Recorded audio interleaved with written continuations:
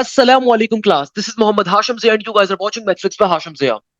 बेटा, आज की क्लास के अंदर हम लोग जीआईकेआई के पास पेपर्स के ऊपर मूव करेंगे। ये हमारे मैथ्स के पास पेपर्स का पहला लेक्चर आ रहा है, जिसके अंदर we will be covering GIKI mathematics past paper section. याद रखिएगा, पाकिस्तान की टॉप की कोई प्रीमियम यूनिवर्सिटी अगर एग्जिस्ट करती है तो उसका नाम है Ghulam Ishaq Khan Institute of Science and Technology. Pakistan की एक ऐसी यूनिवर्सिटी जहां पे आपको नस से ज्यादा फैसिलिटीज मिलेंगी, जहां पे आपको फास्ट से ज्यादा फैसिलिटीज मिलेंगी। जो पाकिस्तान की टॉप प्राइवेट सेक्टर यूनिवर्सिटीज के अंदर शुमार होती है, उसका नाम है जीआईकेआई। उसके पीछे रीजन ये है कि भाई यहाँ पे एक सेमेस्टर की फीस तकरीबन 4.5 लाख रुपए के करीब बनती है। मगर जीआईकेआई अपने बच्चों को 100% स्कॉलरशिप ऑफर करती है अगर आप टेस्ट के अंदर अच्छा परफॉर्म कर रहे हैं, या फिर अगर आपके फाइनेंशियल कंस्ट्रेंट्स हैं, उस सूरत में भी जीआईकेआई आपको 100% स्कॉलरशिप देती है। फ्रॉम द लास्ट 2 इयर्स मेरे शागिर्दों ने जीआईकेआई के अंदर टॉप पोजीशंस दी हैं, चाहे वो लास्ट ईयर के अब्दुल रहमान फैसल हो, जिन्होंने नस को छोड़ के, फास्ट को छोड़ के जीआईकेआई के अंदर 100% मेरिट के ऊपर जाके एडमिशन सिक्योर किया था, और वो 100% स्कॉलरशिप के ऊपर आज जीआईकेआई में बैठे हुए हैं। या फिर मुजम्मिल इदरीस हो, जिन्होंने 2014 के अंदर, 13 के अंदर बैठ के जीआईकेआई के अंदर 7वीं पोजीशन हासिल करी थी थ्रू आउट पाकिस्तान से, और आज वो जीआईकेआई के अंदर बैठे हुए हैं। 2013 के अंदर मुजम्मिल थे, 2014 के अब्दुल रहमान फैसल हैं। तो पॉइंट इज दैट कि जीआईकेआई के अंदर अगर आप जाना चाहते हैं तो पाकिस्तान की बेस्ट यूनिवर्सिटीज में शुमार होती है। आपको 100% स्कॉलरशिप के ऊपर पढ़ने का यहाँ पे मौका मिलेगा अगर आप टेस्ट के अंदर अच्छा परफॉर्म करेंगे। टेस्ट के अंदर अगेन 3 सेक्शन है, फिजिक्स है, मैथ्स है, इंग्लिश है।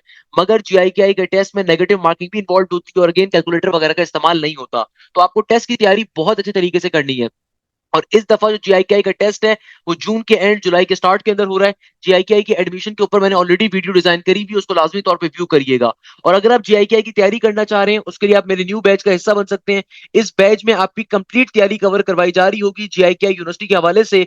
तमाम सब्जेक्ट्स की आपकी लाइव क्लासेस कंडक्ट होंगी, और इन लाइव क्लासेस के अंदर आपको तमाम के तमाम पास पेपर्स भी कवर अप करवाए जाएंगे। ना सिर्फ ये, बल्कि तमाम सब्जेक्ट्स की लाइव क्लासेस होंगी। जो भी हमारी लाइव क्लास कंडक्ट होती है उसकी रिकॉर्डिंग आपको हमारे स्पेसिफाइड पोर्टल्स के ऊपर मिल रही होती है। आपके प्रॉपर्ली टेस्ट कंडक्ट हो रहे होते हैं, उन टेस्टों का वीडियो सॉल्यूशन भी आपको प्रोवाइड किया जाता है। ना सिर्फ जीआईकेआई की तैयारी होगी, बल्कि अगर आप जीआईकेआई के साथ फास्ट की तैयारी कर रहे हैं, दस की तैयारी कर रहे हैं, यूईटी की तैयारी कर रहे हैं, एनईटी की तैयारी कर रहे हैं, मेरान की तैयारी कर रहे हैं, या फिर आप पाकिस्तान की किसी भी यूनिवर्सिटी की तैयारी कर रहे हैं, चाहे वो एनटीएस हो, चाहे वो प्याज हो, चाहे वो आपके पास कॉमसेट्स हो, चाहे वो आपके पास पर्टिकुलरली लम्स हो, आईपी हो, आईपी के बीबी के लिए कर रहे हैं, आईपी के सीएस के लिए कर रहे हैं, या पाकिस्तान की गर्ज की कोई भी यूनिवर्सिटी हो, आपको कंप्लीट कोर्स कवर करवाया जाएगा इन बैचेस के अंदर। मल्टीपल टाइम रिवीजन होगा आपको, आपके इंटर के ए लेवल्स के पेपर्स और हम गैप भी दे रहे होंगे। तो लाजमी तौर पे आप न्यू बैच का हिस्सा बन सकते हैं। इस बैच में आपकी डेली बेसिस के ऊपर क्लासेस कंडक्ट होंगी, ताकि आपको जल्द से जल्द जीआईकेआई के लिए और तमाम यूनिवर्सिटीज के लिए प्रिपेयर करवाया जाए।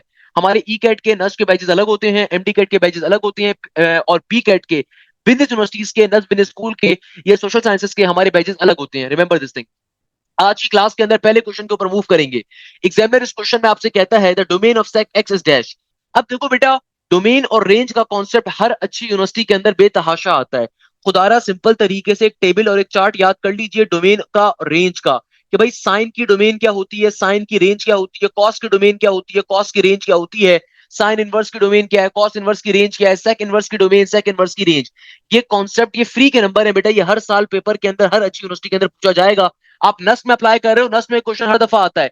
जीआईकेआई के अंदर ये क्वेश्चन बेतहाशा आएगा, यूईटी के अंदर, एनईटी के अंदर, मेरान के अंदर, आईबीए के अंदर। तो डोमेन और रेंज का ये कॉन्सेप्ट बहुत ज्यादा पूछा जाता है। अब देखो, डोमेन पूछने के दो तरीके होते हैं। एक तरीका तो बहुत सिंपल सा है कि आपको मालूम होना चाहिए सेक एक्स की डोमेन क्या होती है। अब तमाम बच्चे बोलेंगे सर, सेक एक्स की डोमेन किसके बराबर होती है? सेक एक्स की डोमेन होती है जीरो से लेके पाए के दरमियान की। यानी कि सेक की डोमेन क्या होती है? जीरो से लेके पाए के दरमियान की। ये तो बहुत सिंपल सी नॉलेज है, मगर यहाँ पे इस तरीके से क्वेश्चन का आंसर नहीं गिवन। एग्जामिनर एक और तरीके से पूछ रहा है। एक और तरीका क्या है? देखो, सेक का फॉर्मूला क्या होता है? सेक एक्स इसके बराबर होता है, सेक बराबर होता है 1 डिवाइडेड बाय कॉस के। डोमेन के बुनियादी मायने होते हैं इनपुट के, रेंज कहते हैं आउटपुट को, डोमेन किसे कहते हैं? इनपुट को। यानी कि भैया, इसकी मिसाल ऐसी है कि मैं गाड़ी के अंदर या बाइक के अंदर जो पेट्रोल डलवा रहा हूँ वो मेरी डोमेन है, वो मेरा इनपुट है। और वो जो बाइक या गाड़ी मुझे एवरेज देती है, जो रनिंग देती है, वो मेरा क्या होता है? आउटपुट होता है, मेरी रेंज होती है। तो डोमेन का मतलब क्या होता है कि आप क्या क्या वैल्यूज डाल सकते हो, क्या क्या वैल्यूज आप अपने फंक्शन में डाल सकते हो, और क्या वैल्यूज आप अपने फंक्शन में नहीं डाल सकते। ये सारी चीजें मेरे डोमेन के अंदर काउंट हो रही होती है, कि जो वैल्यूज मैं डाल सकता हूँ वो मेरी डोमेन है, जो नहीं डाल सकता उनके अलावा तमाम वैल्यूज क्या होंगी? मेरी डोमेन होंगी। फॉर एग्जाम्पल, बाइक के अंदर आप पानी नहीं डाल सकते, बाइक के टैंक के अंदर आप डीजल नहीं डाल सकते, या गाड़ी अगर आपकी पेट्रोल की है तो उसमें आप सीएनजी नहीं डाल सकते। तो भाई, यानी कि सीएनजी के अलावा पेट्रोल क्या है? आपकी डोमेन है। बेसिक कॉन्सेप्ट है भाई, लॉजिकली समझो। कहने का मकसद क्या है कि देखो, सेक एक्स का फॉर्मूला क्या होता है? 1 डिवाइडेड बाय कॉस के बराबर। यानी कि भैया देखो, मेरे पास सेक का फॉर्मूला होता है 1/कॉस, और हमें पता है कि डिवीजन के अंदर, हमें पता है कि डिनोमिनेटर के अंदर कभी भी अगर जीरो आ जाए तो मेरा ओवरऑल फंक्शन क्या हो जाएगा, अनडिफाइंड हो जाएगा। यानी कि अगर मेरे पास कॉस की जगह पे यहाँ पे किसी तरीके से जीरो आ जाए तो क्या बन जाएगा, 1/0।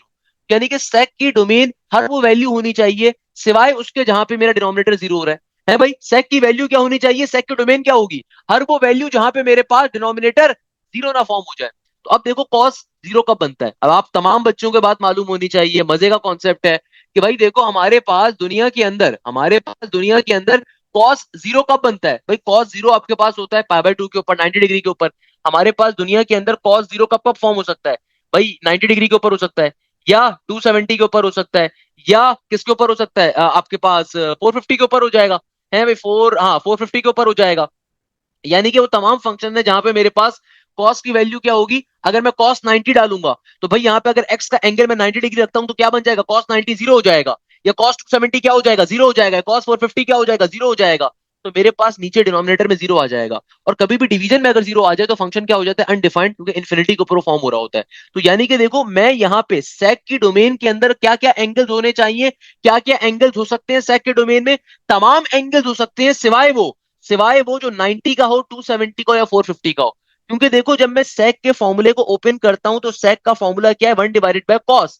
तो यानी कि देखो कॉस के अंदर कभी भी अगर मैं 90 का एंगल डालूं या इसका कोई भी मल्टीपल डालूं, 270, 450 या कोई भी मल्टीपल डालूं, तो मेरे पास नीचे क्या बन सकता है, जीरो बन सकता है। इसके अलावा वाले तमाम एंगल्स मेरा आंसर होने चाहिए।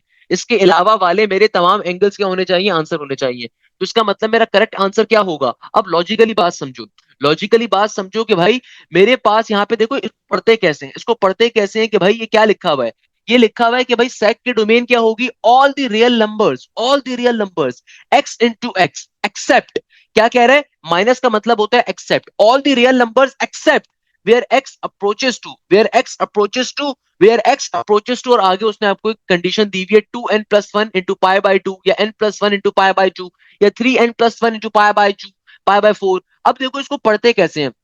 एग्जामिनर क्या कह रहा है कि भाई तुम्हारे पास सेक की डोमेन क्या होगी, all the real numbers except where angle approaches to अब देखो करेक्ट आंसर कौन सा है, सर सब में π/2 आ रहा है, सर इन दो में देखें π/2 आ रहा है, तो करेक्ट आंसर क्या होगा। अब देखो हमें पता है कि भैया कॉस जीरो कहां पर बनता है, कॉस जीरो आपके पास, यानी कि कॉस की वैल्यू जीरो कहां पर आती है भाई, कॉस की वैल्यू जीरो मेरे पास कहां पर आती है, जब मेरा एंगल या तो 90 का हो, 70 का हो, या 450 का हो। यानी कि तमाम के तमाम ये ऑड मल्टीपल्स आ रहे हैं, क्या आ रहे हैं, ऑड मल्टीपल्स आ रहे हैं। यानी कि देखो मेरे पास जो π/2 होता है, या मेरे पास 3π/2 होता है, या मेरे पास कोई भी ऑड मल्टीपल जो होता है ना, वहां पे कॉस किसके बराबर आ जाता है, जीरो के बराबर आपको आंसर देता है। तो अब देखो करेक्ट आंसर क्या होगा, अब आप खुद सोचो। अगर मैं यहाँ पे लेट सपोज पहले ऑप्शन को सिलेक्ट करता हूँ, 2n+1 का मतलब क्या है, एन की जगह पे लेट सपोज आप जीरो डालते हो, एन की जगह पे आप जीरो डालोगे तो क्या बन जाएगा, ये बन जाएगा π/2, यानी कि ये वेरीफाई कर रहा है, π/2 फॉर्म हो रहा है। अच्छा भाई मैं वन डाल के चेक कर लेता हूँ, 2 + 1, ये बन जाएगा किसके बराबर, 3π/2 के बराबर, ये भी वेरीफाई करेगा हमारे पास। सिमिलरली अगर आप इसको चेक करना चाहो किसके ऊपर, आप इसको चेक करना चाहो लेट सपोज सेकंड ऑप्शन के ऊपर, या सेकंड ऑप्शन करेक्ट हो सकता है, आइए चेक करते हैं। भाई अगर मैं एन की जगह पे जीरो डालता हूं तो क्या बनेगा, π/2, इसके ऊपर तो वेरीफाई कर रहा है। बट अगर मैं यहाँ पे एन की जगह पे वन रखता हूँ तो वन रखने के ऊपर क्या बन जाएगा, एन की जगह पे अगर मैं वन रखता हूँ तो 1 + 1 ये बन जाएगा 2π/2, 2 से 2 कट गया, ये आ गया पाई के बराबर। भाई ये तो मेरे पास डोमेन में काउंट होता है ना, इसको आप काट क्यों कैसे सकते हो भाई, सिंपल जो पाए होता है हमारे पास, सिंपल cos 180 डिग्री किसके बराबर होता है भाई, cos 180 डिग्री बराबर होता है किसके, -1 के। तो भैया ये तो डोमेन के अंदर काउंट हो रहा है, ऑप्शन नंबर भी करेक्ट क्यों नहीं हो सकता, जरा गौर से बात समझो, ये बात बहुत इंपॉर्टेंट है। कि देखो कॉस आपके पास जीरो का आंसर कब कब देता है, कॉस आपके पास जीरो का आंसर देगा π/2 के ऊपर या 3π/2 के ऊपर, बात समझ में आ रही है। अब देखो मेरे पास ऑप्शन नंबर ए करेक्ट क्यों है, ऑप्शन नंबर बी करेक्ट क्यों नहीं है, कोई भी बच्चा बोल सकता है ना sir option number A correct क्यों आ रहा है। भाई देखो यहाँ पे इस चीज को पढ़ने का तरीका देखो, यहाँ पे क्या लिखा हुआ है, all real numbers except where the x approaches to 2n+1 π/2 या n+1 π/2, कौन सी स्टेटमेंट करेक्ट हो रही है। अगर आप सेकंड स्टेटमेंट को करेक्ट मानते हो तो आप देखो एन की जगह पे जीरो रख के देखो, एन की जगह पे जीरो रखोगे ना तो 0 + 1 π/2 फॉर्म हो रहा है, ये बात बिल्कुल सही है भाई। π/2 के ऊपर ये आपके पास कॉस का आंसर जीरो में आता है, तो ऑब्वियसली अब इसको ये डोमेन में काउंट नहीं होगा, तो नेगेटिव के बाद बिल्कुल सही वैल्यू लिखी हुई है। बट अगर मैं एन की जगह पे वन रखता हूं तो क्या बन जाएगा, 1 + 1 2 इंटू पाए का पाए इंटू पाए का पाए नीचे 2 का 2, तो 2 से 2 तो कट गया, अब यहाँ पे क्या आ रहा है, पाए आ रहा है। भाई कॉस पाए के ऊपर तो आंसर -1 होता है, या ये तो नीचे डिवीजन में आ सकता है, तो इसको आप थोड़ी कैंसिल आउट कर सकते हो, इसको आप थोड़ी कैंसिल आउट कर सकते हो, तो ऑप्शन नंबर बी इसलिए गलत है। Same goes for the option number C, इसमें भी यही फनकारी है कि यहाँ पे देखो भाई अगर मैं एन की वैल्यू जीरो रखता हूँ तो जीरो पाई बाय 4 बन जाएगा। और cos pi by 4 cos 45 degree proper answer होता है भाई, वो पॉसिबल है हमारे पास। तो ये भी आपके पास ऑप्शन नंबर सी भी गलत है, खाली एक ही ऑप्शन गलत है। तो याद रखिएगा, डोमेन और रेंज के क्वेश्चन दो तरीकों से पूछे जाते हैं। एक तरीका तो बहुत सिंपल होता है कि आपसे एग्जामिनर सिंपल तरीके से पूछ लेगा सेक एक्स की डोमेन क्या है, आपको मालूम है 0 से लेके पाए के दरमियान में, सही है। या फिर एग्जामिनर इस तरह की स्टेटमेंट दे देता है। इस तरह की स्टेटमेंट को सॉल्व कैसे करते हैं, बेसिक वे में आप इसको ओपन करवा लेते हो, एक्सपेंड करवा लेते हो कि देखो भाई, मुझे पता है कि सेक का बेसिक फॉर्मूला क्या है, 1/कॉस। यानी कि भाई हमारे पास कभी भी डिनोमिनेटर में जीरो नहीं आना चाहिए। तो कॉस कब जीरो होता है, कॉस जीरो होता है 90 डिग्री के ऊपर 270 के ऊपर। 90 का मतलब है पाई बाय 2, 270 का मतलब होता है 3 पाई बाय 2। यानी कि मैं उस स्टेटमेंट को, वो स्टेटमेंट करेक्ट होगी जहां पे पाई बाय 2 या 3 पाई बाय 2 मेरे पास फॉर्म हो रहा है। ताकि इसको पढ़ोगे कैसे, all the real numbers accept where x approaches to any odd multiple of pi by 2, यानी कि पाई बाय 2 या फिर कोई भी ऑड मल्टीपल इसको क्या कहते हैं, ऑड मल्टीपल हम क्यों कह रहे हैं, क्योंकि भाई ये 2n+1 हमेशा एक ऑड नंबर आपको आंसर देगा ना।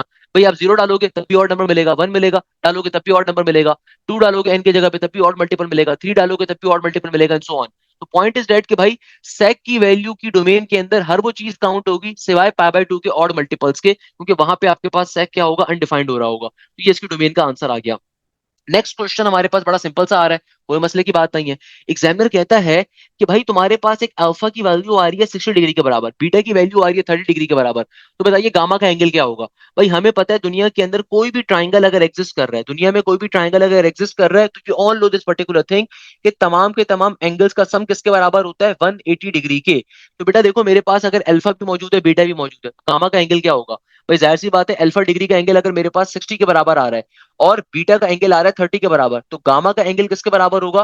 भाई सिंपल तरीके से 180 में से आप अल्फा और बीटा के एंगल को माइनस कर दीजिए, तो गामा का एंगल आ जाएगा 60 + 30 90। तो 180 माइनस का 90, 90 बचेगा। यानी कि भाई तीसरा एंगल क्या होगा, 90 के बराबर। हमेशा याद रखिएगा, किसी भी ट्राइंगल के अंदर तमाम एंगल्स का सम किसके बराबर होता है, 180 डिग्री के।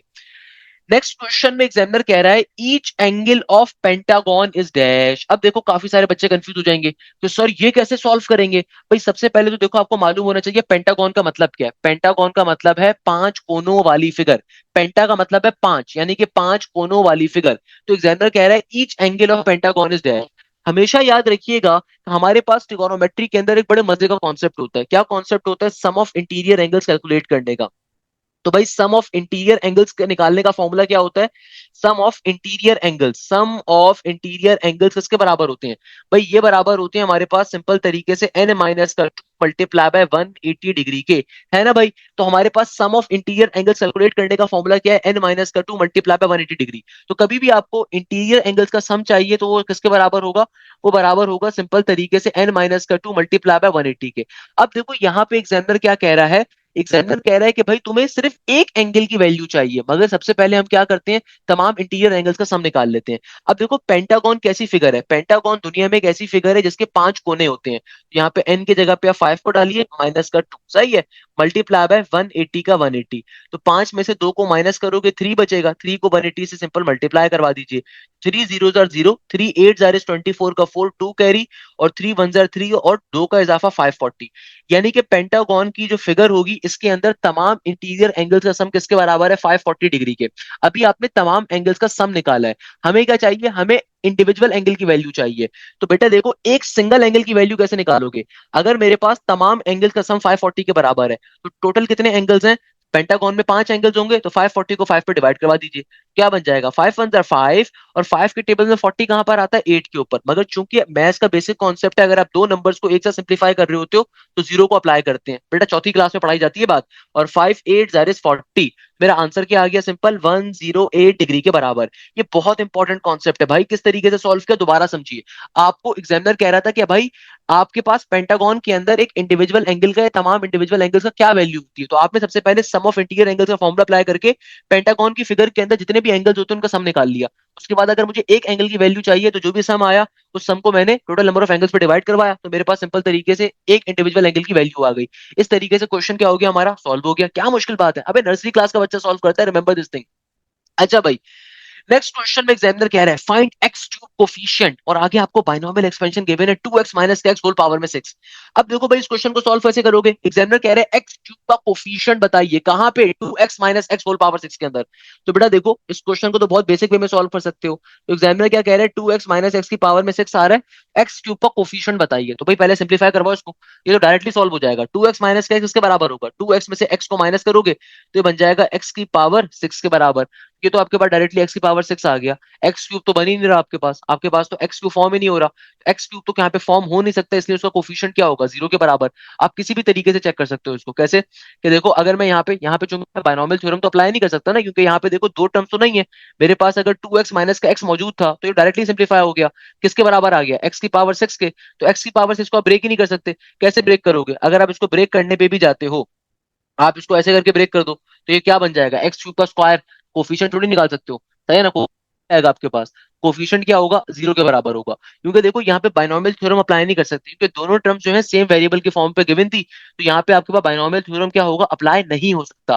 बाइनोमियल थ्योरम यहाँ पे क्या हो सकता है, अप्लाई नहीं हो सकता, सिंपल सी बात है। क्योंकि जाहिर सी बात है भाई यहाँ पे वो ब्रेक ही नहीं हो रहा आपके पास, एक्स की पावर 6 हमारे पास आ रहा है, एक्स क्यूब आ ही नहीं रहा। अगर एक्स क्यूब आ रहा होता तो उसका कोफिशिएंट निकाला जाता। कोफिशिएंट किसको कहते हैं, वेरिएबल के साथ लिखे गए नंबर को। तो भाई यहाँ पे मेरे पास क्या चीज फॉर्म हो रही है, एक्स की पावर 6 बनेगा। तो एक्स की पावर 6 को फर्दर सिंप्लीफाई नहीं कर सकते, तो डायरेक्टली एक्स क्यूब मेरे पास आंसर के तौर पे आ गया। अच्छा भाई नेक्स्ट क्वेश्चन में देखो एग्जामिनर क्या कह रहा है, एग्जामिनर कहता है x divided by a plus का y divided by b equal to के बाद 1 a comma b, find the distance between the point and line. आपको एक पॉइंट गिवन है और वो पॉइंट क्या गिवन है, a कॉमा b का। एग्जामिनर कह रहा है कि भाई डिस्टेंस बताओ एक पॉइंट और लाइन के दरमियान। देखो बेटा हमेशा याद रखिएगा पॉइंट लाइन डिस्टेंस कैलकुलेट करने का फॉर्मूला क्या होता है, ये होता है ए एक्स वन प्लस का बी वाई वन प्लस का सी, और नीचे डिवीजन के अंदर क्या होता है, अंडर रूट के अंदर हमारे पास आता है ए का स्क्वायर, फिर आगे आता है प्लस के बाद बी का स्क्वायर। ये होता है हमारे पास दुनिया में किसी भी पॉइंट से किसी भी लाइन तक का डिस्टेंस कैलकुलेट करने का फॉर्मूला। अब यहाँ पे देखो एग्जामिनर क्या कह रहा है, आपको इक्वेशन गिवन है एक सिंपल स्ट्रेट लाइन की। एग्जामिनर कह रहे हैं कि भाई तुम्हारे पास इक्वेशन आ रही है एक्स डिवाइडेड बाय ए, आगे आ रहा है प्लस का y divided by b equal to 1। तो पहले तो आपको उसको सिंप्लीफाई करवाना पड़ेगा। कैसे सिंप्लीफाई करवाओगे, भाई सिंपल एलसीएम ले लो। ए और बी आपस में नीचे मल्टीप्लाई हो जाएंगे, एलसीएम कैसे लेते हैं, क्रॉस मल्टीप्लिकेशन मेथड। ए और बी नीचे मल्टीप्लाई हो जाएंगे, ये एक्स जाके बी से मल्टीप्लाई, ये बी जाके एक्स से मल्टीप्लाई हो जाएगा, ये ए जाके वाई से मल्टीप्लाई हो जाएगा, इक्वल टू के बाद 1 का 1। ये ए बी यहाँ पे डिवाइड हो रहा है, वहां पे मल्टीप्लाई हो जाएगा, तो क्या बन जाएगा एक्स इंटू बी प्लस का ए इंटू वाई इक्वल टू के बाद ए बी का ए बी। तमाम वैल्यूज को हम लोग एक साइड पे शिफ्ट कर देते हैं, तमाम की तमाम वैल्यूज को हम लोग एक साइड के ऊपर बेटा शिफ्ट कर देते हैं। तो मेरे पास ये मेरी इक्वेशन फॉर्म हो गई। अब फाइनली यहाँ से आप अपना A1 B1 या C1 निकाल सकते हो, यानी कि यहाँ से अब आप अपना ए बी और सी निकाल सकते हो। देखो ये जो स्मॉल ए होता है ना, या स्मॉल बी होता है या स्मॉल सी होता है, इसका मतलब क्या होता है जरा इसको गौर से देखिएगा। स्मॉल ए हम किसे कहते हैं, जो भी आपका एक्स का कोफिशिएंट होता है, यानी कि एक्स के साथ जो नंबर लिखा हुआ होता है, एक्स के साथ जो वैल्यू लिखी हुई होती है, वो मेरा स्मॉल ए होता है, सही है। मैं इसको ब्रैकेट में करके देख रहा हूँ ताकि कंफ्यूज ना हो जाओ। सिमिलरली हमारे पास स्मॉल बी किसके बराबर होता है, जो भी वाई का कोफिशिएंट होता है ना, जो भी वाई के साथ वैल्यू लिखी हुई होती है, वो मेरा क्या होता है, स्मॉल बी होता है, सही है। क्योंकि यहाँ पे जानबूझ के एग्जामिनर ने आपको वेरिएबल जैसे, बच्चा कंफ्यूज हो जाए, मेजॉरिटी बच्चा कंफ्यूज हो जाएगा, सर ये तो वैल्यूज देखें आपस में चेंज हो रही हैं, ये देखें वैल्यूज आपस के अंदर क्या कर रही हैं, एक जैसी वैल्यूज आ रही है। तो अक्सर बच्चे यहाँ पे पैनिक कर जाते हैं इस तरह के क्वेश्चन के अंदर। हालांकि यकीन मानो मोस्ट इजीएस्ट क्वेश्चन है, मोस्ट इजीएस्ट क्वेश्चन है। तो याद रखिएगा एक इसको कहा जाता है एक्स कोफिशिएंट को, यहाँ पे एक्स के साथ क्या नंबर लिखा हुआ है, बी। तो ए कहते हैं एक्स कोफिशिएंट को, स्मॉल बी कहते हैं वाई कोफिशिएंट को, और जो भी इन दोनों के अलावा चीज होती है ना, उसको हम कहते हैं हमारा कांस्टेंट। तो यहाँ पे कांस्टेंट हमारा क्या है, नेगेटिव का ए बी, नेगेटिव का ए बी हमारा कांस्टेंट है, सही है।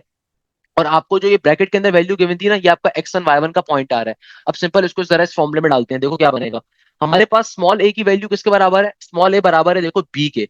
और x1 की जगह पे आप चाहो तो x1 की जगह पे क्या लिख लो, x1 की जगह पे a1 लिख दो, नहीं तो इसको भी फिलहाल एज इट इज रहने देते हैं, x1 को भी नहीं छेड़ते, सही है, x1 का x1 एज इट इज आ गया। अब देखो स्मॉल बी की जगह पे क्या आएगा, स्मॉल बी की वैल्यू किसके बराबर है, के बराबर है। y1 को भी एज इट इज रहने देते हैं, अभी पॉइंट नहीं डालते, सही है ना, अभी पॉइंट नहीं डालते। और सी की जगह पे क्या आएगा, सी की वैल्यू किसके बराबर है, देखो सी की वैल्यू बराबर है नेगेटिव के ए बी के, और नीचे डिवीजन के अंदर अंडर रूट के अंदर ए का स्क्वायर प्लस बी का स्क्वायर। तो ए का स्क्वायर क्या है भाई, ए का स्क्वायर किसके बराबर है, ए किसके बराबर है, ए बराबर है स्मॉल बी के, बी का स्क्वायर हो जाएगा। बी किसके बराबर है भैया, बी स्क्वायर, बी बराबर है स्मॉल ए के, तो ये आ जाएगा स्मॉल ए का स्क्वायर। ये मेरे पास मेरा फाइनली डिस्टेंस आ जाएगा। अच्छा अब देखो यहाँ पे आपको पॉइंट ऑल दो गिवन है ए कॉमा बी, बट क्वेश्चन के अंदर ये आपके पास कहीं पे भी नहीं आ रहा, इसलिए मैंने इसको जानबूझ के नहीं डाला था, सही है। तो हमारे पास देखो एक ही ऑप्शन सेटिस्फाई कर रहा है, तो correct answer is option number A. वैसे आप इसका करेक्ट आंसर वैसे भी चेक कर सकते थे, अगर आप करेक्ट आंसर वैसे कैसे चेक कर सकते थे? आप देखो खाली एक ही ऐसा ऑप्शन है जहां पे नीचे डिवीजन के अंदर अंडर रूट के अंदर ए स्क्वायर प्लस बी स्क्वायर आ रहा है, बाकी यहाँ पे भी देखो ए स्क्वायर माइनस बी स्क्वायर आ रहा है, यहाँ पे बी स्क्वायर माइनस ए स्क्वायर आ रहा है। डिस्टेंस फॉर्मूले में हमेशा नीचे आपके पास क्या होता है, पॉजिटिव की वैल्यू होती है। तो अब जाहिर सी बात है भाई, एक ही खाली ऑप्शन सेटिस्फाई कर रहे हैं, तो correct answer is option number A for Apple is the correct answer. Basic concept है भाई, ये वेरिएबल बेस्ड डेटा पे एग्जामिनर बहुत खेलता है। आपको खेलना आना चाहिए, खुदारा बार बार ये बात मैं आपको बताऊंगा, वेरिएबल बेस्ड डेटा पे आपको खेलना आना चाहिए लाजमी तौर के ऊपर। तो भाई ये तमाम बातें मैंने आप लोगों को बैजेस में पढ़ाई हुई। अल्हम्दुलिल्लाह जीआईकेआई के अंदर लास्ट 2 इयर्स के अंदर टॉप पोजीशन है मेरे शागिर्दों की। लास्ट ईयर अब्दुल रहमान फैसल जो था, वो बच्चा था जिसने नस पे 170 का स्कोर किया था। वो नस के ऊपर छोड़ के, नस के ऊपर वो 3 अल्फाज कहने के बाद वो आज जीआई जाके बैठा हुआ है, क्योंकि भाई जीआईके में 100% स्कोर थी मुजम्मिल इदरीस के। इस बच्चे ने 2024 के अंदर बैठ के, 2023 के अंदर बैठ के 7वीं पोजीशन हासिल करी थी जीआईके के अंदर। अल्हम्दुलिल्लाह आज मेरा वो शागिर्द ही जीआईके में बैठा हुआ है। तो भाई पाकिस्तान की कोई भी यूनिवर्सिटी हो, अल्हम्दुलिल्लाह शागिर्दों ने वहां पे जाके अपने झंडे गाड़े में भाई अपनी मेहनतों के। इस दफा ई कैट की जो थर्ड पोजीशन आई है, गौस मोहम्मद बेतहाशा एक अच्छा बच्चा। तो पॉइंट इज दैट कि भाई ये तमाम चीजें आपको बैजेस के अंदर हम डिटेल में कवर करवा रहे होते हैं, तो आपके लिए स्कोर करना बहुत ज्यादा आसान होता है, सिंपल होता है।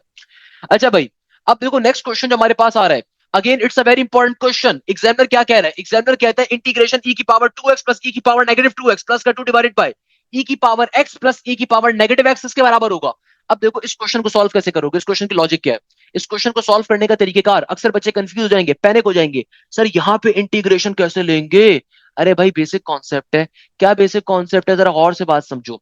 आपके पास यहाँ पे देखो दो फंक्शंस इंटीग्रेशन में क्या हो रहे हैं, डिवाइड। इंटीग्रेशन में कोई डिवीजन फॉर्मूला नहीं होता। शैतान आपको पेपर में बहकाएगा कि डिवीजन फॉर्मूला अप्लाई कर दो, अपने आप को कस के आपने वहां पे चमाट मारना है, क्योंकि भाई इंटीग्रेशन में कोई डिवीजन फॉर्मूला नहीं होता। इसको सॉल्व करने की ट्रिक क्या होगी? देखो आपके पास जो है ना ऊपर एक बड़ी वैल्यू आ रही है, मैं इस बड़ी वैल्यू को अगर सॉल्व करने की ट्राई करता हूँ, ये क्या आ रहा है, ई की पावर 2x, फिर आगे आ रहा है प्लस का ई की पावर नेगेटिव 2x, फिर आगे आ रहा है प्लस का 2। मुझे कुछ खतरे की घंटी लग रही है। यार एक काम करते हैं, अगर मैं क्या करूं, अगर मैं कंसीडर करूं मेरे पास ई की पावर एक्स और प्लस का ई की पावर नेगेटिव एक्स है, अगर मैं इसका स्क्वायर करता हूं, लेट सपोज अगर मैं इसका स्क्वायर करता हूं, खाली मैं यहाँ पे एक चीज देखना चाह रहा हूं, अगर मैं इसका स्क्वायर करता हूं, तो बचपन में आपने वाला फॉर्मूला पढ़ा था ना बेटा, ए प्लस बी का होल स्क्वायर किसके बराबर होता है? ये बराबर होता है ए स्क्वायर, आगे आ जाएगा प्लस का 2ab, आगे आ जाएगा प्लस का बी स्क्वायर। अगर हम इसी फॉर्मूले का इस्तेमाल करें तो क्या बन जाएगा? ये हो जाएगा ई की पावर 2x, आगे क्या हो जाएगा प्लस का साइन 2 का 2 फॉर्मूले का, फिर ई की पावर x इंटू ई की पावर नेगेटिव x, फिर आगे क्या हो जाएगा प्लस का ई की पावर नेगेटिव का 2x। समझ में आ रहा है? अब देखो, अगर गौर से देखो, यहाँ पे ई की power 2x as it is, और ये वाला जो है मेरे पास प्लस के साइन के बाद ई की पावर नेगेटिव 2x भी एज इट इज। यहाँ पे देखो ये जो वैल्यू है ना प्लस के 2 के बाद, ये देखो ये तो आपस में कैंसिल आउट हो जाएगी, क्योंकि बेटा देखो ई की पावर x इंटू ई की पावर नेगेटिव x क्या होगा, 1 के बराबर। क्योंकि मैथ्स का बेसिक कॉन्सेप्ट है, whenever two terms multiply and their basis are similar their power is always added. ये बन जाएगा x माइनस का x, x माइनस का x किसके बराबर होगा? ये बन जाएगा ई की पावर 0। दुनिया में किसी भी टर्म की पावर अगर 0 हो जाए तो किसके बराबर होता है? 1 के बराबर होता है। यानी कि देखो क्या बन गया, ये वापस से मेरे पास क्या ये वाली टर्म फॉर्म हो गई? बिल्कुल हो गई। इसका मतलब क्या है? इसका मतलब ये है कि भाई ये आपके पास इसके बराबर है, यानी कि जो कंप्लीट आपकी वैल्यू आ रही है ये इसके ऊपर क्लोज हो सकती है, इस फॉर्मूले के ऊपर क्लोज हो सकती है। ये क्वेश्चन जीआईकेआई के अंदर लास्ट 3 ईयर से पूछा जा रहा है, और मेजोरिटी बच्चे इसको सॉल्व नहीं कर पाते, मेजोरिटी बच्चे। हालांकि बेसिक कॉन्सेप्ट है, मजे का कॉन्सेप्ट है भाई। तो क्या बन गया मेरे प्यारे शागिर्दों, सिंपल सिंप्लीफाई इसको, देखो क्या बन गया। हमारे पास ऊपर क्या आ गया, ये पूरी टर्म क्लोज हो रही है, किसके ऊपर क्लोज हो रही है? ई की पावर एक्स प्लस का ई की पावर नेगेटिव एक्स, और होल पावर में क्या है 2 का 2। नीचे डिवीजन के अंदर क्या है, ई की पावर एक्स प्लस का ई की power negative x into D x का डी एक्स। अब इसको फाइनली आप सिंप्लीफाई करवाओ, कैसे सिंप्लीफाई करवाओगे? क्योंकि मुझे देख रहा है ऊपर और नीचे वैल्यू सिमिलर आ रही है, तो भाई नीचे वाली वैल्यू से ऊपर वाला एक स्क्वायर क्या हो जाएगा, कैंसिल आउट हो जाएगा। मेरी ओवरऑल टर्म क्या बन गई, मेरी ओवरऑल टर्म बन गई ई की पावर एक्स प्लस का ई की power negative x into dx का डीएक्स। अब फाइनली मैं इंटीग्रेशन को दोनों टर्म्स के ऊपर शिफ्ट कर सकता हूँ। इंटीग्रेशन इस पे भी चली जाएगी, इस पे भी चली जाएगी।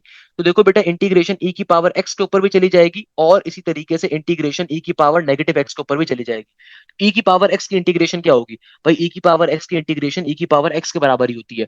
और ई की पावर नेगेटिव एक्स की इंटीग्रेशन क्या होगी? तो पावर में आने वाले फंक्शन का जब आप डेरिवेटिव लोगे, तो नेगेटिव एक्स का डेरिवेटिव बाहर -1 होना चाहिए, तो इसलिए आप पहले नेगेटिव के साइन को लेकर आओगे। ई की पावर नेगेटिव एक्स की डेरिवेटिव क्या होगी?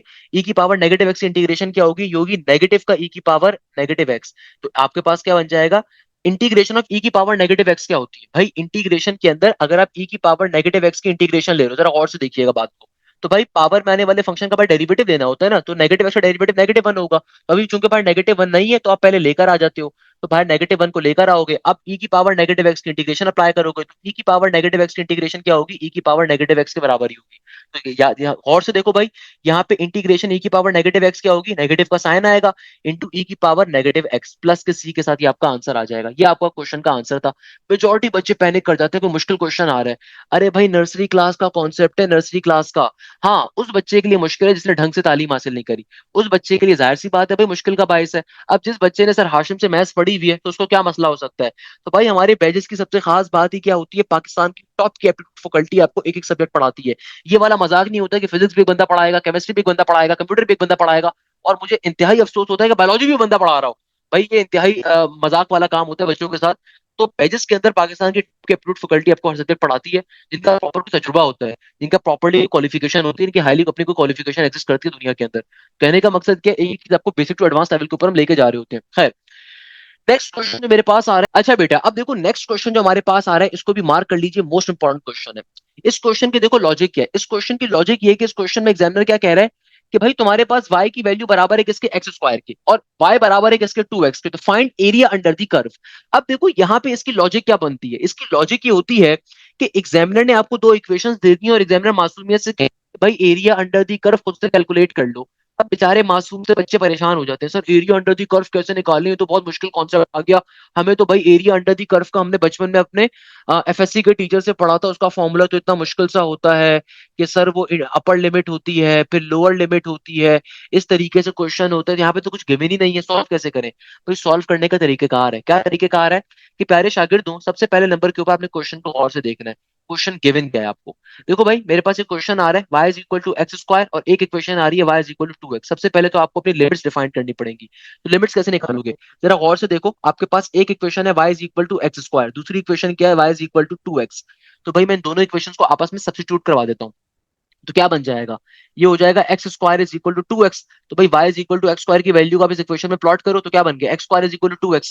अब एक जैसी टर्म्स को तमाम वैल्यूज को एक साइड पर शिफ्ट कर दो तो ये बन जाएगा एक्स स्क्वायर माइनस का 2x इक्वल टू के बाद जीरो का जीरो। तो यहाँ से बेटा x को आप क्या ले सकते हो, कॉमन ले लोगे। x को अगर कॉमन ले लोगे तो ब्रैकेट में क्या आ जाएगा, x माइनस का 2 इक्वल टू जीरो। तो बेटा मेरे पास यहाँ से देखो x की एक वैल्यू क्या आ गई, जीरो के बराबर, और एक फैक्टर क्या आ गया, x माइनस का 2 इक्वल टू जीरो। यानी कि x की एक वैल्यू आ गई जीरो के बराबर और x की एक वैल्यू क्या आ जाएगी, +2 के बराबर। अब कुछ बच्चे सोचेंगे सर ये x यहाँ पे मल्टीप्लाई हो रहा था वहां पे जीरो से डिवाइड होकर खत्म क्यों नहीं हो गया। तो इसका मतलब ये कि बेटा आपके इंटर के और आपके बेसिक मैथ्स के कॉन्सेप्ट बड़े वीक है।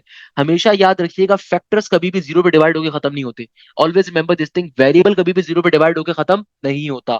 तो हम हमेशा वेरिएबल को सिंप्लीफाई कैसे करते हैं, आप तमाम वैल्यूज को एक साइड पर शिफ्ट करोगे, अपने फैक्टर्स बनाओगे, दोनों फैक्टर्स को बारी बारी जीरो पे कंसीडर करोगे, आपके पास दो एक्स की वैल्यूज आ गई। तो ये आपके पास आपकी अपर लिमिट और लोअर लिमिट आ गई। अब देखो आप क्या निकालना है, एरिया अंडर द कर्व निकालना है। अब यहाँ पे देखो दो इक्वेशंस हैं, तो आप कैसे एरिया अंडर द कर्व निकालोगे, जरा गौर से बात समझिएगा, बहुत इंपॉर्टेंट कॉन्सेप्ट है कि अब जब आपको एरिया अंडर द कर्व निकालना है ना, अब यहाँ पे दो इक्वेशंस आ रही है। तो भाई एरिया अंडर द कर्व का मतलब क्या होता है कि आप सिंपल तरीके से इन दोनों इक्वेशंस को सिंप्लीफिकेशन पे लेकर जाओगे। कैसे सिंप्लीफिकेशन पे लेकर जाओगे कि आप सिंपल तरीके से यहाँ पे पर्टिकुलरली अच्छा बेटा, अब देखो हमारे पास सिंपल तरीके से हम लोगों ने क्या कैलकुलेट कर लिया, वी हैव ऑलरेडी कैलकुलेटेड कि भाई हमारे पास हमारे पर्टिकुलरली क्या चीज आ जाए, हमारी अपर लिमिट भी आ गई, हमारी लोअर लिमिट भी आ गई। अब देखो मैं इस क्वेश्चन को फर्दर कैसे सिंप्लीफाई करूंगा। अगर मैं इस क्वेश्चन को सॉल्व करना चाहता हूं तो मैं किस पैटर्न के ऊपर सॉल्व करूंगा कि देखो भाई मेरे पास मेरी अपर लिमिट क्या है, 2 के बराबर, जो बड़ी वैल्यू होती है वो हमेशा अपर लिमिट होती है, जो लोअर वैल्यू होती है, छोटी वैल्यू होती है, वो लोअर लिमिट होती है। अब देखो आपके पास यहाँ पे दो पर्टिकुलर फंक्शंस गिवन थे, आपको एक फंक्शन गिवन है y is equal to x square का, दूसरा फंक्शन क्या गिवन है, दूसरा फंक्शन गिवन है y is equal to 2x का। तो अब देखो मेरी किस तरीके से मैं यहाँ पे अपनी फंक्शन को प्लॉट करूंगा, क्योंकि मेरे पास दो वैल्यूज आ रही है ना, तो आप इसको किस पैटर्न के ऊपर सिंप्लीफाई करोगे, सिंपल तरीके से मैं लिखूंगा यहाँ पे 2x माइनस का एक्स स्क्वायर। अच्छा इसके पीछे रीजन क्या है कि भाई आपके पास चूंकि यहाँ पे पर्टिकुलरली कर्व की आपके पास दो इक्वेशंस गिवन है, तो आप क्या करोगे, सिंपल तरीके से जो भी आपकी सेकंड इक्वेशन है उसमें से फर्स्ट वाली को माइनस करवा दोगे, जो 2x माइनस का एक्स स्क्वायर हो गया। तो मैंने इसको इस तरीके से पैटर्न के ऊपर यहाँ पे लिख दिया। अब फाइनली मैंने क्या करना है, इंटीग्रेशन को बारी बारी दोनों टर्म्स के ऊपर शेयर कर देना है। तो भैया सबसे पहले मेरी इंटीग्रेशन क्या होगी, 2x वाली टर्म के ऊपर जाएगी, तो 2x के इंटीग्रेशन के ऊपर अप्लाई कर दो, डायरेक्टली अप्लाई कर दो, 2x के इंटीग्रेशन क्या हो जाएगा। तो बेटा देखो सबसे पहले मैं इंटीग्रेशन को 2x पे अप्लाई करूंगा, तो 2x की इंटीग्रेशन क्या हो जाएगी, ये हो जाएगा सिंपल 2x² इंटीग्रेशन का पावर फॉर्मूला, पावर में एक इजाफा ऊपर उसको एक बार नीचे भी लिखोगे तो बन जाएगा सिंपल तरीके से 2x² डिवाइडेड बाय 2। माइनस का साइन एडिट इज x² की इंटीग्रेशन क्या होगी, ये हो जाएगा x³ डिवाइडेड बाय 3 के बराबर।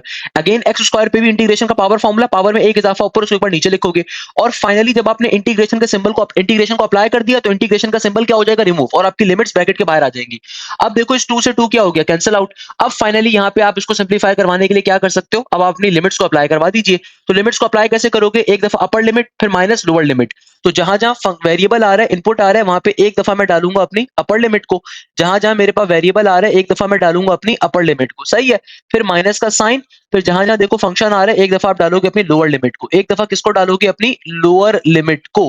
तो भाई ये वाली टर्म तो पूरी कैंसिल आउट हो जाएगी। और इसको सिंप्लीफाई करने पे क्या आंसर आ जाएगा, 2 का स्क्वायर 4 होता है, 2 का क्यूब होता है 8 के बराबर, नीचे डिवीजन में 3 का 3। फर्दर सिंप्लीफाई इसको अगर आप करवाओ तो क्या बन जाएगा, इस 4 के नीचे कुछ भी नहीं है तो 1 है, बेसिक एलसीएम लोगे तो क्या बन जाएगा, 3 1 जार 3, ये 3 क्रॉस में जाके 4 से मल्टीप्लाई होगा, 3 4 जार 12, और 1 इंटू 8 8 के बराबर। तो 12 में से 8 माइनस करोगे 4 बचेगा, नीचे 3 का 3, तो मेरे पास फाइनली आंसर क्या आ जाएगा, 4 डिवाइडेड बाई 3 के बराबर। तो भाई ये मोस्ट इंपॉर्टेंट क्वेश्चन है। देखो सॉल्व कैसे किया, सबसे पहले आपने अपनी लिमिट्स को कैलकुलेट किया, और लिमिट्स को कैलकुलेट करने के बाद फिर आपने एरिया अंडर द कर्व के फॉर्मूले का इस्तेमाल करा। तो एरिया अंडर द कर्व का फॉर्मूला क्या कहता है बेटा, ये आपसे सिंपल सी बात करता है कि भाई देखो एरिया अंडर द कर्व का कॉन्सेप्ट क्या है। एरिया अंडर द कर्व का कॉन्सेप्ट ये होता है कि आपने सबसे पहले नंबर के ऊपर सेकंड इक्वेशन में से फर्स्ट इक्वेशन को माइनस करवानी, क्योंकि यहाँ पे एग्जामिनर ने आपको डिफाइंड भी नहीं करा हुआ। तो कैसे हमने काम करा, देखो आपके पास जो भी सेकंड इक्वेशन आ रही थी उसमें से फर्स्ट वाले कर्व की इक्वेशन को माइनस करवाओगे, फिर इंटीग्रेशन को अप्लाई करवाओगे। Once you have applied the integration then you will apply the formula of limit, then you will apply the concept of the limit, और फिर सिंपल तरीके से एरिया अंडर द कर्व के ऊपर क्वेश्चन सॉल्व हो जाएगा। Next question again मेरे पास paper से लिया गया क्वेश्चन है भाई, ये क्वेश्चन भी जीआईकेआई के अंदर बहुत ज्यादा आता है, अच्छी यूनिवर्सिटीज के अंदर आता है, मैंने आपको डेरिवेटिव में पढ़ाया हुआ है कि भाई नेचुरल एक्सपोनेंट के ऊपर एक और नेचुरल एक्सपोनेंट फिर उसकी पावर में फंक्शन कैसे सॉल्व करोगे। देखो नेचुरल एक्सपोनेंट का डेरिवेटिव में फॉर्मूला क्या होता है, नेचुरल एक्सपोनेंट का डेरिवेटिव के अंदर फॉर्मूला किसके बराबर होता है, एक दफा नेचुरल एक्सपोनेंट को एज इट इज रहने देते हो, फिर पावर में आने वाले फंक्शन का डेरिवेटिव लेते हो, ये होता है सिंपल नेचुरल एक्सपोनेंट का डेरिवेटिव में फॉर्मूला। तो इस क्वेश्चन को कैसे सॉल्व करोगे कि भाई देखो एग्जामिनर कह रहा है ई की पावर एक्स स्क्वायर, तो भाई इसका डेरिवेटिव क्या होगा। अगर मैं इस पर्टिकुलर नेचुरल एक्सपोनेंट का डेरिवेटिव लेना चाहता हूं तो एक दफा मैं अपने क्वेश्चन में आने वाले कंप्लीट नेचुरल एक्सपोनेंट को एज इट इज लिखूंगा। अब गौर से देखो, एक दफा नेचुरल एक्सपोनेंट को कंप्लीटली लिखोगे, फिर इसकी पावर में जो फंक्शन आ रहा है उसका डेरिवेटिव लोगे। तो पावर में क्या फंक्शन आ रहा है, पावर में फंक्शन आ रहा है ई की पावर एक्स स्क्वायर। अब आपने क्या करना है, इसका डेरिवेटिव अप्लाई कर देना है, सही है। अब देखो भाई क्या बन जाएगा, ये ई की पावर एक्स स्क्वायर है, इट इज ई की पावर एक्स स्क्वायर का डेरिवेटिव क्या होगा, अगेन नेचुरल एक्सपोनेंट का डेरिवेटिव में क्या फॉर्मूला होता है, एक दफा नेचुरल एक्सपोनेंट को एडिटिव लिखोगे, फिर पावर में आने वाले फंक्शन का डेरिवेटिव लोगे, तो एक्स स्क्वायर का डेरिवेटिव हो जाएगा 2x के बराबर। ये इसका फाइनल आंसर होगा। तो इसका फाइनल आंसर क्या, option number B for banana, B for balloon is the correct answer. कैसे सॉल्व किया दोबारा समझो कि भाई देखो आपके पास क्वेश्चन था ई की पावर एक्स स्क्वायर, तो एक दफा आपने कंप्लीट टर्म को एडिटिव लिखना है, फिर पहले वाले नेचुरल एक्सपोनेंट की पावर में जो फंक्शन आ रहा है उसका डेरिवेटिव लोगे, फिर इस नेचुरल एक्सपोनेंट की पावर में जो फंक्शन आ रहा है उसका डेरिवेटिव लोगे, और फाइनली आपका आंसर आ जाएगा। भाई बहुत दफा पेपर में एक क्वेश्चन ऐसे आता है ई की पावर 3x, उसका डेरिवेटिव क्या होगा। एक दफा अपने कंप्लीट क्वेश्चन को आपने एडिटिव लिखना है, लिख दिया, फिर इसकी पावर में जो फंक्शन आ रहा है इसका डेरिवेटिव लोगे, तो ई की पावर 3x लिखोगे, फिर इसकी पावर में जो फंक्शन आ रहा है इसका डेरिवेटिव लोगे ई की पावर 3x, फिर इसका डेरिवेटिव लोगे, पावर में जो फंक्शन आ रहा है 3 का डेरिवेटिव 3 हो जाएगा। ये बेसिक कॉन्सेप्ट होता है, इस तरीके से क्वेश्चन हमारा सॉल्व हो जाएगा। क्या मसले की बात है भाई, इसमें क्या चिंता की बात है। अच्छा, नेक्स्ट क्वेश्चन जो हमारे पास आ रहा है, it's a very interesting question. Examiner इस क्वेश्चन में आपसे क्या कह रहा है, एग्जामिनर कहता है find the eccentricity of x minus h का whole square plus y minus k का whole square equal to r square. अब देखो इस क्वेश्चन की लॉजिक क्या है, इस क्वेश्चन के अंदर एग्जामिनर कह रहे हैं एक्सेंट्रिसिटी बताओ अगर तुम्हारे कॉनिक की ऐसी इक्वेशन आ रही है। अब जो बच्चा मेरा शागिर्द है मुस्कुरा रहा होगा, मैंने आपको कॉनिक्स के अंदर एक कॉन्सेप्ट बहुत तरीके से पढ़ाया था कि बेटा देखो सर्कल की इक्वेशन की खास बात क्या होती है, सर्कल की इक्वेशन के अंदर एक्स स्क्वायर और वाई स्क्वायर के कोफिशिएंट सिमिलर होते हैं। जाहिर सी बात है जब आप इस फॉर्मूले को ओपन करोगे तो भाई आपको लग यहां पे ऐसा रहा है कि शायद ये इलिप्स या पता नहीं पैराबोला या पता नहीं हाइपरबोला की इक्वेशन गिवन है। हालांकि जब आप इस एक फॉर्मूले को ओपन करोगे ना तो बेटा एक्स पे भी स्क्वायर आएगा, वाई पे भी स्क्वायर आएगा, तो ये किसकी कंडीशन को फॉर्म कर रहा है, सर्कल की कंडीशन को। और याद रखिएगा सर्कल की एसेंट्रिसिटी बराबर होती है 0 के, पैराबोला की एसेंट्रिसिटी बराबर होती है किसके, 1 के, इलिप्स की एसेंट्रिसिटी बराबर होती है किसके, इलिप्स की एसेंट्रिसिटी 0 से बड़ी होती है मगर 1 से छोटी, और हाइपरबोला की एसेंट्रिसिटी ग्रेटर देन 1 होती है। तो तमाम बातें मैंने आपको पढ़ाई हुई हैं। तो सर्कल की इक्वेशन गिवन है तो सर्कल की एसेंट्रिसिटी क्या होती है मेरे प्यारे शागिर्दों, 0 के बराबर। इस क्वेश्चन में एग्जामिनर कह रहा है which conic equation is this? 4x² minus 9y² plus का 11x प्लस का y प्लस का 1 इक्वल टू 0। अब देखो भाई, अगेन बेसिक कॉन्सेप्ट है, मैंने आप लोगों को तमाम ट्रिक्स सिखाई हुई है कॉनिक्स के अंदर। भाई बैच के बच्चों का फायदा ही क्या है, आपको बल्ले बल्ले कॉन्सेप्ट पढ़ने को मिलते हैं।